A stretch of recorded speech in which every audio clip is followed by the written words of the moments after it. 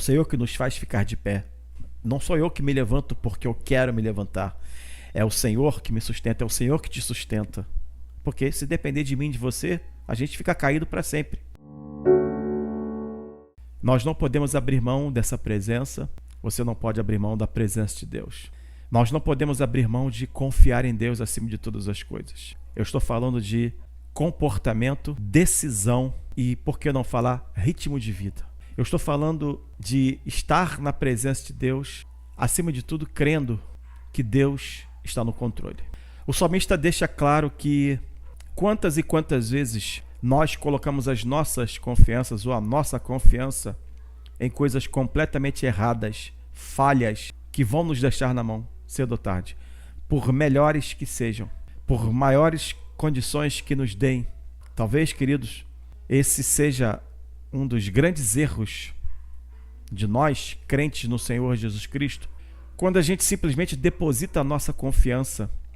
E aqui eu estou falando de forma muito clara e muito objetiva, porque depositar a confiança em coisas ou mesmo em pessoas, acima de tudo, é um erro muito grave. É claro, queridos, que a Bíblia diz claramente que o Senhor moverá situações, vidas para estar ao nosso lado em certos momentos das nossas vidas. Não é errado que nós tenhamos pessoas literalmente da nossa confiança no nosso dia a dia. Isso é saudável, isso é salutar. Mas que você possa colocar no teu coração uma verdade. A gente precisa aprender a diferenciar e a separar as confianças ou a confiança que temos em certas situações ou pessoas, a confiança que vai nos trazer solidificação, que vai nos trazer certeza, acima de tudo, de que as coisas vão dar certo, não por causa de homens ou de situações ou de pessoas ou de coisas. Tudo dará certo ou tudo acontecerá conforme a vontade daquele que nós confiamos acima de todas as coisas, o nosso Deus. O nosso Deus é poderoso. Vou dar um exemplo bem fresquinho. Eu comecei a live agradecendo a Deus pela cirurgia bem-sucedida que foi do meu sogro. Olha que exemplo, eu também já passei por cirurgia para tirar pedra do rim. Você toma anestesia e você fica literalmente na mão dos médicos e de quem vai te operar. Se alguém cometer qualquer erro, você morre ali mesmo. Então, eu estou falando isso para que você possa entender que confiar em Deus é entender que Deus, acima de tudo, vai usar aquelas pessoas que estão operando a gente. Vai usar os médicos. Você vai dormir e não sabe se acorda mais, porque se der qualquer erro, você morre ali mesmo. Isso é fato. Toda cirurgia é de alto risco. Qualquer cirurgia que você faça é risco, ainda mais quando você toma anestesia geral. Alguém poderia falar assim, então beleza, se eu estou sendo operado, né? Se os médicos estão me operando, eu estou confiando nos médicos. Sim, mas primeiro estamos confiando que Deus vai usar aqueles médicos, que Deus vai capacitar aquele médico, que Deus vai quebrar laços, que Deus vai repreender um mal, sei lá, uma tremedeira, uma coisa, um escorregão que der do bisturi lá. Enfim, Deus não vai deixar haver erro médico, porque você está confiando primeiramente em Deus. Está dando para entender? É bem simples o que eu estou falando aqui para você poder entender que Deus está falando contigo. Então isso é confiar. Mas o texto fala, uns confiam em carros e outros em cavalos. E aqui o texto deixa bem claro, o salmista deixa bem claro que toda a nossa falibilidade está em confiar nas coisas. Confiar naquilo que a gente acha que vai trazer algum tipo de benefício. Eu particularmente, amados, eu estou fazendo essa live aqui, mas sinceramente, eu creio que é Deus que vai manter essa live aqui no ar, porque por diversas vezes a nossa internet cai. Na semana passada eu não consegui fazer live na quinta-feira, porque caiu uma tempestade aqui no Rio, um vendaval. A gente ficou sem luz, sem internet, e voltou depois de muito tarde da noite. Enfim, as coisas podem acontecer. Então, tudo isso são coisas relativas que a gente, entre aspas, confia com todas as aspas. Mas confia entendendo que, enfim, uma questão normal do nosso dia a dia. Agora, é essa confiança que o salmista fala, uns confiam em carros e outros em cavalos.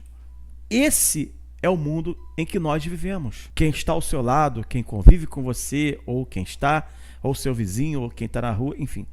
A sociedade em geral, nós temos pessoas que sempre vão confiar nas coisas, sempre vão depositar a sua confiança no seu emprego, na sua conta bancária, na sua sabedoria, vão confiar em homens, vão confiar em políticos, se bem que é difícil, né? Tem gente que confia cegamente, né?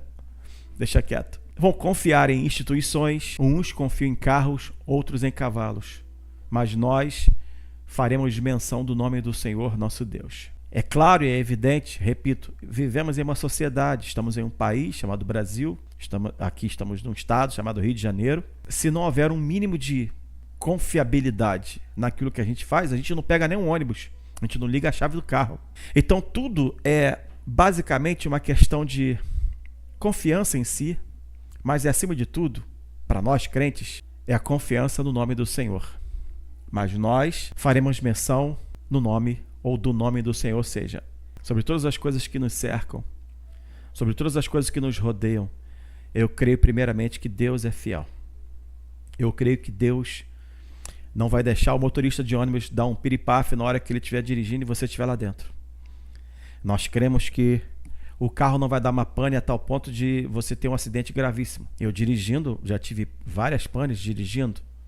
Lembra a vez que eu estava indo para casa dos meus sogros e a bomba d'água do carro estourou ali na Niterói-Manilha antes de chegar na Via Dux e fez aquele barulhão. Eu parei o carro imediatamente, foi um livramento. Eu lembro até que a minha mulher não gostou muito porque eu mandei consertar o carro e depois eu não tive mais confiança, vendi o carro e o carro estava zero, estava normal, porque fez a revisão completa, trocou tudo, mas aquilo gerou em mim uma falta de confiança. São coisas em nossas vidas que acontecem que a gente precisa entender que Deus nos mostra o que é e o que não é. Por mais que a gente se ache seguro com as coisas, uma hora algumas coisas vão nos deixar na mão, mas o nosso Deus não. Ele sempre estará conosco. Isso é fazer menção do nome do Senhor. Ou seja, é entender que tudo pode falhar ao nosso redor, menos o nosso Deus. Tudo pode estragar, tudo pode dar defeito, mas o nosso Deus continua sendo um Deus todo-poderoso. Então, fazer menção do nome do Senhor é deixar bem claro que Ele está no controle e está dirigindo, e só Ele tem o poder para agir, só Ele tem o poder para operar. Isso é confiar plenamente acima de todas as coisas. Isso é entender que confiança em Deus é tudo. E aí, queridos, a gente pode esticar um pouquinho mais, abrir mais esse leque e começar a entender por que os grandes heróis da fé da Bíblia foram bem-sucedidos. Porque creram no Senhor acima de todas as coisas. Creram contra o impossível. Creram contra coisas ou situações que eram inimagináveis, que aos olhos humanos não poderiam ser resolvidas. Mas o Deus Todo-Poderoso fez o milagre acontecer, porque confiar em Deus é fundamental para que nós possamos ser mais que vencedores. Uns encurvam-se e caem, mas nós nos levantamos e estamos de pé.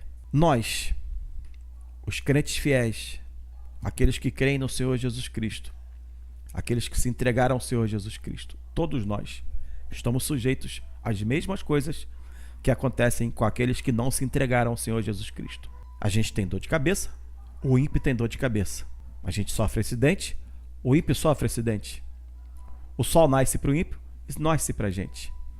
Todas as coisas estão sujeitas a acontecer conosco. Nós vamos ter uma diferenciação, porque o texto fala, uns encurvam-se e caem, mas nós nos levantamos e estamos de pé. Significa que também há uma probabilidade de acontecer qualquer coisa conosco, segundo a permissão de Deus.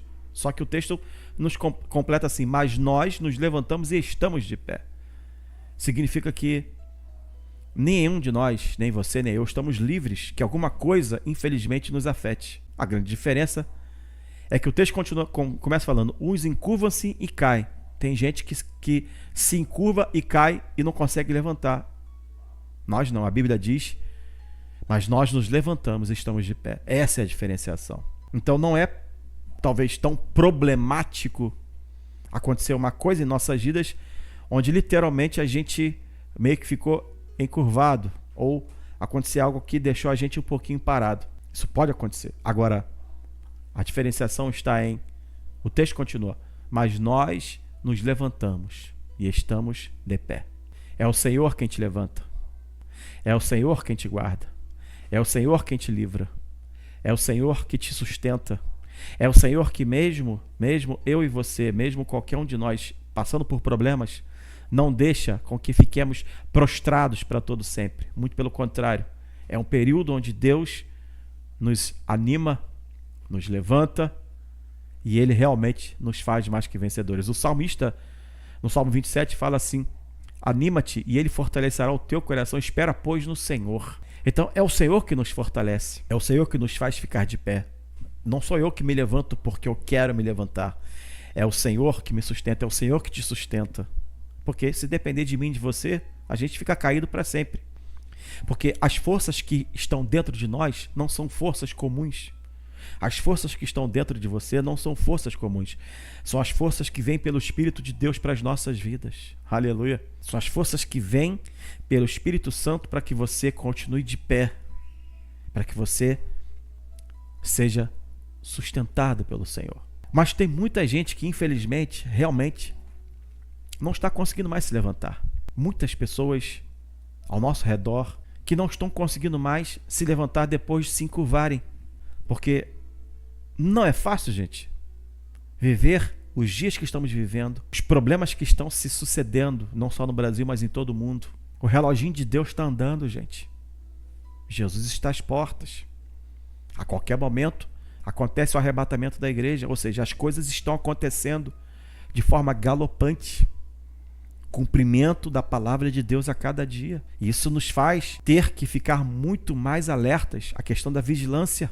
A Bíblia diz que nós temos que vigiar, porque nós não sabemos o dia nem a hora. E pode ser agora, pode ser nesse exato momento. Então, à medida em que a volta de Cristo se chega perto, né? Se aproxima, as coisas, a tendência é sempre a porta ficar mais estreita, o caminho ficar mais estreito. Isso é normal. Então nós não podemos abrir mão de confiar em Deus acima de todas as coisas, de entender que Ele está no controle, de entender que Ele é Deus, de entender que Ele é o Senhor e de entender que sem Ele nada podemos fazer.